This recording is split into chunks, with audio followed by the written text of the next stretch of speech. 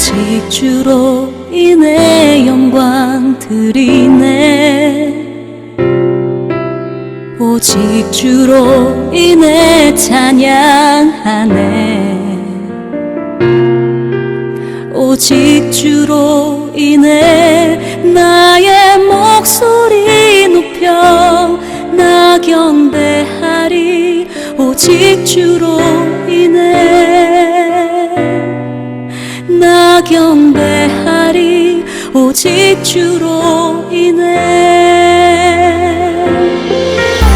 오직 주로 인해 영광 드리네. 오직 주로 인해 찬양하네. 오직 주로 인해 나의 목소리 높여 나 경배하리. 오직 주로 인해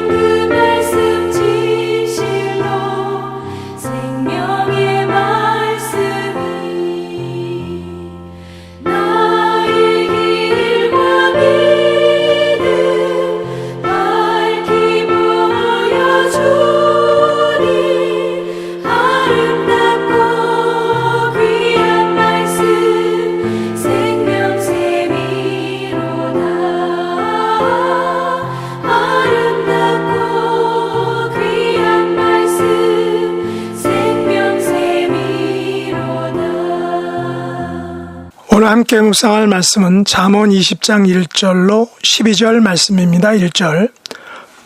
포도주는 거만하게 하는 것이요 독주는 떠들게 하는 것이라. 이에 미혹되는 자마다 지혜가 없느니라. 왕의 진노는 사자의 부르짖음 같으니 그를 노하게 하는 것은 자기의 생명을 해하는 것이니라. 다툼을 멀리하는 것이 사람에게 영광이거늘 미련한 자마다 다툼을 일으키느니라. 게으른 자는 가을에 밭 갈지 아니하나니 그러므로 거둘 때에는 구걸할지라도 얻지 못하리라. 사람의 마음에 있는 모략은 깊은 물 같으니라. 그럴지라도 명철한 사람은 그것을 길어내느니라. 많은 사람이 각기 자기의 인자함을 자랑하나니 충성된 자를 누가 만날 수 있으랴. 온전하게 행하는 자가 의인이라. 그의 후손에게 복이 있느니라. 심판 자리에 앉은 왕은 그의 눈으로 모든 악을 흩어지게 하느니라. 내가 내 마음을 정하게 하였다. 내 죄를 깨끗하게 하였다 할 자가 누구냐? 한결같지 않은 저울추와 한결같지 않은 되는 다 여호와께서 미워하시느니라. 비록 아이라도 자기의 동작으로 자기 품행이 청결한 여부와 정직한 여부를 나타내느니라. 듣는 귀와 보는 눈은 다 여호와께서 지으신 것이니라. 아멘. 오늘 말씀의 제목은 온전히 행하는 자의 삶입니다. 잠언 20장은 크게 두 부분으로 되어 있습니다. 1절로 12절은 의인이 가져야 할 행실에 대한 것이고 13절로 30절은 속히 잡은 산업에 대한 교훈입니다. 오늘은 앞부분 1절부터 12절까지 살펴보도록 하겠습니다. 그러면 의인이 가져야 할 첫 번째 행실은 어떤 것일까요? 온전하게 행하는 자의 삶의 첫 번째 덕목은 무엇인지에 대해 살펴보겠습니다. 1절을 보시면 포도주는 거만하게 하는 것이요 독주는 떠들게 하는 것이라 무릇 이에 미혹되는 자에게는 지혜가 없다라고 말하고 있죠. 포도주와 독주에 대한 것입니다. 술에 대한 것이죠. 포도주와 독주에 취하지 말라라는 것입니다. 여기에 포도주는 와인이고 독주는 강한 음료, 즉 알코올이 많이 들어간 알코올이 강한 그런 술일 것입니다. 그런데 여기서 포도주와 독주는 타락한 성품의 사람으로 인격화되었죠. 포도주는 거만한 자를, 독주는 말다툼하는 자를 의미하면서 의인화시키고 있습니다. 쉽게 말해서 포도주는 그것을 마시는 자를 조롱하며 독주는 그가 공격적이 되게 한다라는 것입니다. 포도주는 보통 발효된 포도즙을 의미하고 독주는 볼이나 대취하자 혹은 석류로 만든 술을 의미합니다. 이런 독주는 취하게 함으로 제사장이나 나실인에게는 금지했다는 것입니다. 이같이 취하게 하는 주류는 사람을 타락시켜 그들로 미련한 짓을 하게 한다는 것입니다. 그 대표적인 예가 노아죠. 그래서 잠언의 다른 곳에서도 술 취함에 대해서 성경적 입장을 분명하게 말하고 있습니다. 무엇이라고 말하고 있습니까? 잠언 23장 21절과 22절을 보시면 술을 즐겨하는 자와 고기를 탐하는 자로 더불어 사귀지 말라. 술 취하고 탐식하는 자는 가난하여질 것이요 라고 말하고 있습니다. 술 친구를 만들지 말라는 것이죠. 술 취하는 자는 가난해진다는 것입니다. 잠언 23장 29절로 35절은 좀 더 구체적이고 또한 단호하게 말하고 있습니다. 한번 읽어보겠습니다. 재앙이 누게 있느뇨, 근심이 누게 있느뇨, 분쟁이 누게 있느뇨, 원망이 누게 있느뇨, 까닭 없는 창상이 누게 있느뇨, 붉은 눈이 누게 있느뇨, 술에 잠긴 자에게 있고 혼합한 술을 구하러 다니는 자에게 있느니라. 포도주는 붉고 잔에서 번쩍이며 순하게 내려가나니 너는 그것을 보지도 말지어다. 이것이 마침내 뱀같이 물 것이요 독사같이 쏠 것이며 또 내 눈에는 괴이한 것이 보일 것이요 내 마음은 망령된 것을 바랄 것이며 너는 바다 가운데 누운 자 같을 것이요 돛대 위에 누운 자 같을 것이며 네가 스스로 말하기를 사람이 나를 때려도 나는 아프지 아니하고 나를 상하게 하여도 내게 감각이 없도다. 내가 언제나 깰까 다시 술을 찾겠다 하리라 라고 말하고 있습니다. 그러므로 잠언 31장 4절과 5절에 보면 성경은 왕에게는 포도주와 독주가 마땅치 않다라고 말하죠. 르무에라 포도주를 마시는 것이 왕에게 마땅치 아니하고 왕에게 마땅치 아니하며 독주를 찾는 것이 주권자에게 마땅치 않도다. 술을 마시다가 법을 잊어버리고 모든 간곤한 백성에게 공의를 굽게 할까 두려우니라 라고 말하고 있습니다. 마땅치 않다는 그 말을 몇 번이나 하고 있습니까? 바로 3번이나 하고 있죠. 매우 강조해서 말하고 있다는 것입니다. 이것은 비단 왕에게만 적용되는 말일까요? 오늘날 저와 여러분들에게도 적용되는 말씀일 것입니다. 한마디로 술 취함은 지혜가 없는 것이며 또한 마땅치 않은 것입니다. 이것이 바로 성경의 메시지이라는 것입니다. 그러면 두 번째, 온전하게 행하는 자의 삶의 두 번째 삶의 모습은 어떤 것입니까? 2절에 보면 남을 화나게 하지 말라라는 것이죠. 특별히 왕을 화나게 하지 말라라고 말합니다. 왕의 진노는 사자의 부르짖음 같으니 그를 노하게 하는 것은 자기의 생명을 해하는 것이다 라고 말합니다. 여기서 통치자는 행위자의 생명까지도 취할 권력을 가지고 있기 때문에 그를 화나게 하는 것을 위험하다라고 말하고 있습니다. 남을 노하게 하는 것은 자기의 생명을 해하는 것, 다시 말해 미련한 짓을 행하는 것이다 라고 말합니다. 왕과 관련해서 본문 다른 곳에서는 이렇게 덧붙여 말합니다. 바로 8절과 26절을 보면 8절에는 심판 자리에 앉은 왕은 그 눈으로 모든 악을 흩어지게 한다라고 했습니다. 성경에 보면 왕은 주로 재판장의 역할을 하게 됩니다. 우리가 아는 유명한 솔로몬의 재판이 바로 그것입니다. 그래서 공정한 왕은 발생한 사건을 그 눈으로 조심스럽게 시험해 봄으로써 악한 동기와 행동을 찾아내게 되는 것입니다. 26절에도 보면 지혜로운 왕은 악인을 키질하며 타작하는 바퀴로 그 위에 굴리느니라 라고 말하고 있습니다. 왕은 악인을 의로운 사람에게서 떼어놓고 벌을 가함으로써 악인의 행위를 바로잡아야 한다는 것입니다.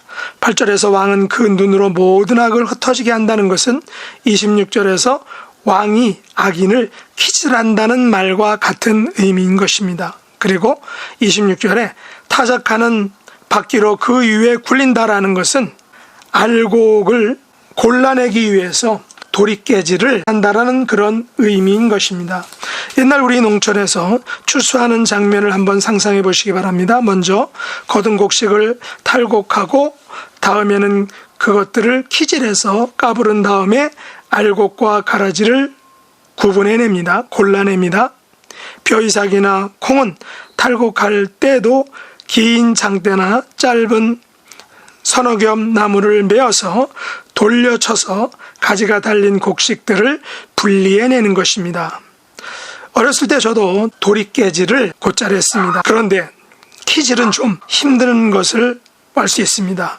키질을 하기 위해서 이렇게 하다가 보면 안에 있는 쭉정이들은 바깥으로 내보내고 알곡들은 계속 안으로 보내야 되는데 키질을 잘못하면 알곡이 쭉정이와 더불어서 바깥으로 나가는 것을 볼 수 있기 때문입니다. 키질을 어떻게 하죠? 그래서 이렇게 하늘을 향해서 흔드는 것입니다. 그러면 알곡은 키 아래로 굴러내려오고 쭉정이는 키 앞쪽으로 밀려나서 결국 발 앞에 떨어지거나 하늘로 날려가 버리는 것입니다. 이처럼 왕은 악인들을 의인들로부터 분리하기 위해서 키질을 하고 도끼질을 해야 한다는 것입니다.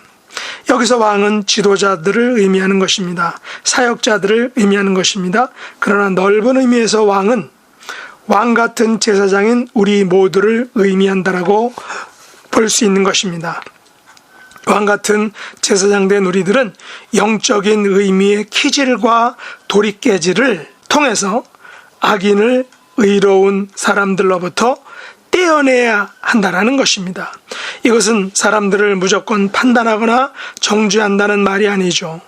그러므로 우리는 악을 흩어지게 할 수 있는 영적인 눈, 영안이 밝아야 하는 것입니다.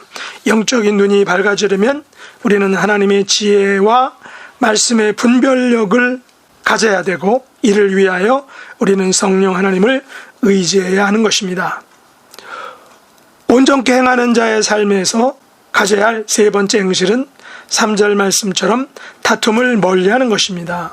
다툼을 멀리하는 것이 사람에게 영광이거늘 미련한 자마다 다툼을 일으킨다라고 말하고 있습니다. 다툼을 멀리하는 것이 사람에게 무엇이라고 말합니까? 그에게 영광을 가져다 준다는 것입니다.